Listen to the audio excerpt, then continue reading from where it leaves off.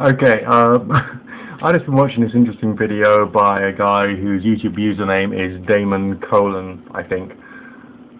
Yeah, well, whatever. I'm going to submit this as a video response to it, so you should be able to link back to it. And this guy is interesting. I mean, okay, so he's like one of these atheist, allegedly free thinker types, and he's done this really hilarious video. The Occult Part 1, Magick. Ooh, scary. In which he, as an atheist, has basically been saying a lot of the things that I've been saying as a occultist. Alright? And he looks at the word magic, which was, of course, as he says, popularized by Aleister Crowley. And then says, basically, what does it mean? It means being and doing. So why don't you just go and do stuff?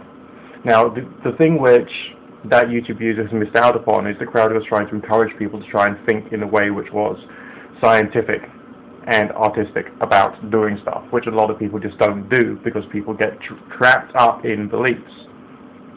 In a lot of Crowley's right, well, sorry, let me rephrase that. I'm just doing this video off the cuff because I don't have enough time to do any editing. That's why I'm going low resolution again. I'm terribly fucking sorry, okay?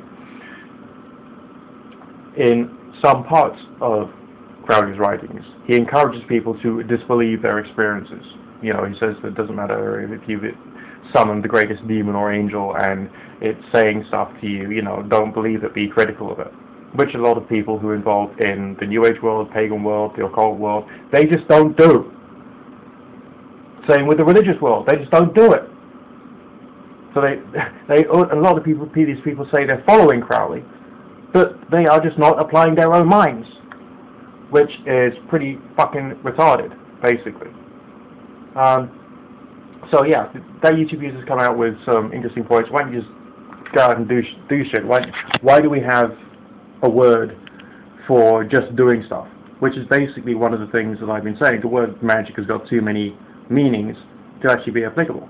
Now, as far as the actual ritual side of things is concerned, a lot of people who call themselves magicians see the exercise as being the exercise of doing ritual and so on as being hypnotic, namely vaguely mind-altering, and could possibly give you the opportunity to adjust some of the ways in which you think and see the world. And it's basically that simple. But you've got to understand what you're doing. That's why you need to read books on hypnosis and all the rest of that, like I do, so you can try and work out how, to a certain degree, aspects of your subconscious mind operate, so you can then start dealing with it in a different or a better way. Of course, the reason that I was attracted to magic was to try and understand and control the various strange experiences that I had, which, funnily enough, seem to be strange experiences that a lot of people who call themselves occultists and Wiccans and all the rest of it don't seem to have had.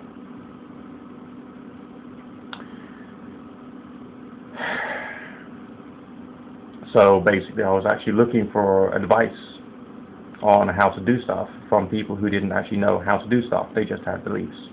And they had developed religiosity, which is contrary to what Crowley was saying. He essentially wanted to try and allow people to be thinking people, as well as to explore things like astral projection. He mentions the exercise in Magic and Theory of Practice of doing an astral projection whilst you're seated in a chair and seeing whether you can test essentially remote viewing. And he always says things like the time to test that is later on.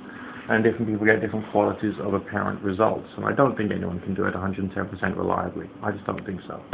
And neither does the the US military people who actually investigated remote viewing when they were doing all their weird heebie-jeebie side stuff years ago.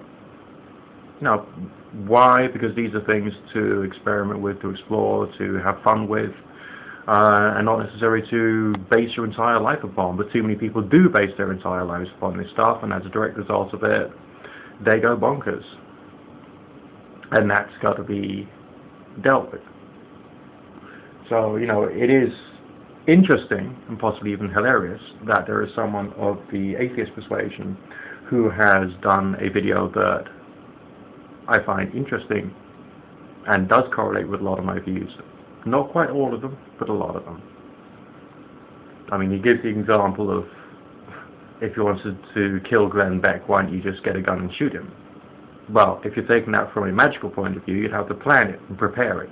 You'd have to work out what weapons to use, Okay, how likely you will be of being successful at killing them back, how you would cover your tracks and think very scientifically as to how you would remove any fingerprints or destroy the weapon, make sure no one would ever find it, how would you dispose of the body, how would you clean up the blood, and all these little things, if you were to do it in a, allegedly magical thinking way, alright, namely to apply scientific thinking to basically a regular day-to-day activity. Crowley goes on in Magic and Theory and Practice of how to make chloride of gold, and he sets it out in kind of a scientific way, and he says that is an example of magic, basically, because he's planning it, and if he uses the wrong tools, the wrong equipment, and there's something else which is more likely to make the whole exercise less successful, then it's more likely that the exercise itself will fail.